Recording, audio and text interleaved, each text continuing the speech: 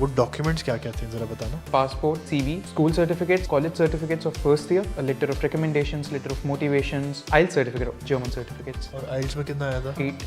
I had some prior work experience in India. अच्छा, work experience भी लेके रखे हो? हाँ मतलब ये तो पहले नहीं बताया। ओके।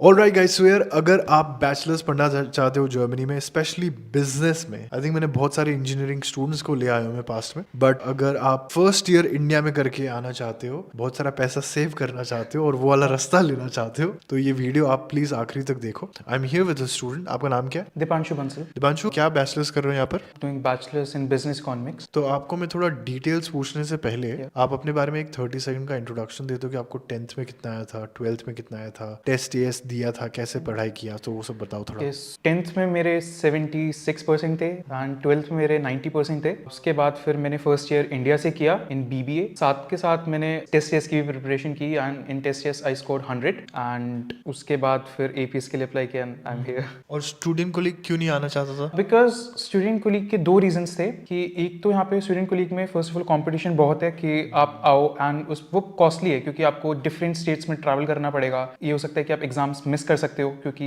कई एग्जाम्स एक डेट पे होते हैं या फेल भी हो जाओ। या हाँ, तो कंपटीशन ऑफकोर्स सेकंड वही था। तो इसलिए ये रीज़न था कि मैंने फर्स्ट ईयर इंडिया से करने का डिसाइड किया और एक साल फैमिली के साथ और मिल गया। और फिर इस पूरे प्रोसेस में बिकॉज जर्मनी आने का जब तय था तो जर्मन सीखा था? या आई वाज लर्निंग जर्मन। मैंने A2 तक सीखा था, वैसे बेसिकली B1 तक सीखा था but I cleared only A2। थोड़ा ये बताना कि आपने जब डिसाइड किया कि यार अब मेरे को जर्मनी जाना है, वो कौन सा स्टेज था और फिर वहां से तैयारी क्या क्या शुरू हुई? जब 11th क्लास में मेरे फाइनल्स थे तो काफ़ी मैंने पेरेंट्स से बात करी थी, अपने सिबलिंग से बात करी थी। तो पहले ऑप्शन था कि इंडिया से ही करते हैं, लेकिन मेरे को इंडिया से करने का पर्सनली मन नहीं था। तो फिर मैंने देखा कि कॉस्ट इफेक्टिव कहाँ पड़ेगा, तो ऑफकोर्स फिर जर्मनी मेरे दिमाग में आया and I started searching through it. I used to watch your videos a lot and I used to read all these articles about studying in Germany and that's how I decided to come here. मान लो अभी कोई same method के through आना चाहता है, आप उसको अभी गाइड कर रहे हो कि भाई पॉइंट स्टेप 1 ये है, 2 3 4 ये है, वो क्या क्या है थोड़ा बताओ। Step one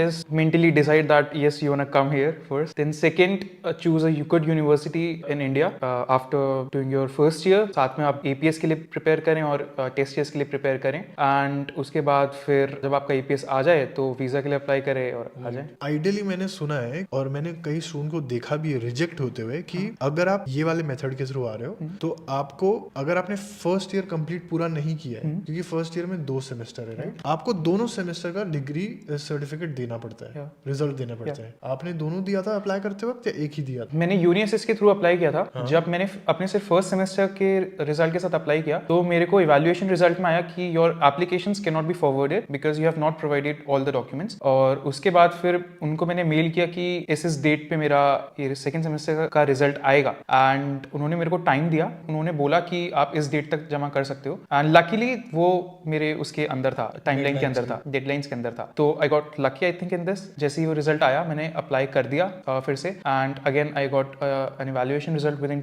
2 weeks that my applications have been forwarded in all these universities in which I applied to. कितने में अप्लाई किया था? Totally I guess I applied in 14 universities. 14? Wow. और फिर कितने में से आ गया था? I think I received admissions in 10 universities. And these were all bachelors in business? या आपका जो 12th का ग्रेड था और फर्स्ट ईयर का बैचलर्स का जो BBA किया था राइट, Yeah. उन दोनों का एवरेज कितना बन रहा था? अकॉर्डिंग टू जर्मन ग्रेड मेरा एवरेज था 1.5। Wow, that's a very high score. और फिर जो फर्स्ट ईयर बैचलर्स में कर रहे थे, by the end of first year how much did you score? 8.7 8.9। Wow, okay okay okay. Can you help my audience to understand कि आपने test AS के लिए कैसे रेडी करा? बिकॉज आई थिंक APS निकालने के लिए जरूरत पड़ती है वो, है ना? ओके, सो टेस्ट के लिए बेसिकली फर्स्ट मैं साइट पे गया, मैंने उसके सैंपल पेपर्स देखे and I started searching on YouTube to how to prepare on test and then again I came across your video. You have like on nickshala.com you can find all the material you need to prepare for test days. Also, I joined some Telegram groups in which I found some book PDFs related to practicing with test days. So I did that. I used to practice by myself whenever I was free in college. I used to have free lectures, so I used to prepare in that. Yeah, it's good. और फिर exam centre कहाँ था? Exam center in Delhi near the airport. कितने लोग थे उस दिन? A lot. Yeah? Yeah, a lot. Because, for example, मैं अगर business economics के लिए आया हूँ, अगर मैं economics के लिए prepare कर रहा हूँ तो वहाँ पे सिर्फ economics के students नहीं होंगे, वहाँ पे engineering और social studies सबके टेस्ट डेज में भी अलग अलग कैटेगरीज बनी हुई है, डिपेंड करता है कि आपको आगे चल के वो टेस्ट डेज कहाँ देना है, किस लिए इस्तेमाल करना है। इंजीनियरिंग वाले अलग देते हैं, बिजनेस वाले अलग मॉड्यूल देते हैं, राइट? सारे एक रूम में ही बैठ के देते हैं, बस अलग अलग लाइन में होते हैं। और कितनी देर चला था वो exam? It was, I think every exam was about 30 minutes. वो टाइम ड्यूरेशन स्ट्रिक्टली बहुत फॉलो करते हैं, तो मैं आप ये रिकमेंड करूंगा कि अगर आप टेस्ट के लिए प्रिपेयर कर रहे हैं तो आप पक्का एक स्टॉप वॉच लेके बैठे और क्वेश्चन सॉल्व करें। और मैंने ये भी सुना है कि टेस्ट डेज का जो रजिस्ट्रेशन प्रोसेस है वो बहुत जल्दी बंद हो जाता है, मतलब ऐसा कुछ है क्या कि तुम्हें मिल गया था? I gave my test test on February 22nd, 2023 and उसके लिए मैंने आई थिंक 2-3 महीने पहले अप्लाई किया था। तो ये पूरी कहानी हो गई, आपने कहाँ अप्लाई किया, कैसे अप्लाई किया, ऑल दैट। एक बेसिक अंडरस्टैंडिंग दे दो। आपने कहा कि मैंने 14 यूनिवर्सिटीज में एप्लीकेशन करी, वो डॉक्यूमेंट्स क्या क्या थे जरा बताना। Okay, first of all, your passport, your CV, school certificates, college certificates of first year, a letter of recommendations, letter of motivations, IELTS certificate, German certificates. और आइल्स में कितना आया था? IELTS में मेरा 8 आया था। वाओ। और कहीं पर भी पूरे प्रोसेस में किसी ने जर्मन नहीं मांगी, बिकॉज आप प्राइमरीली इंग्लिश में ही अप्लाई कर रहे थे। बट आई थिंक मेरे CV पे जो जर्मन A2 लिखा था, that help me a lot and also I had some prior work experience in India, so I अच्छा, वर्क एक्सपीरियंस भी लेके रखे हो? हाँ, मतलब ये तो पहले नहीं बताया।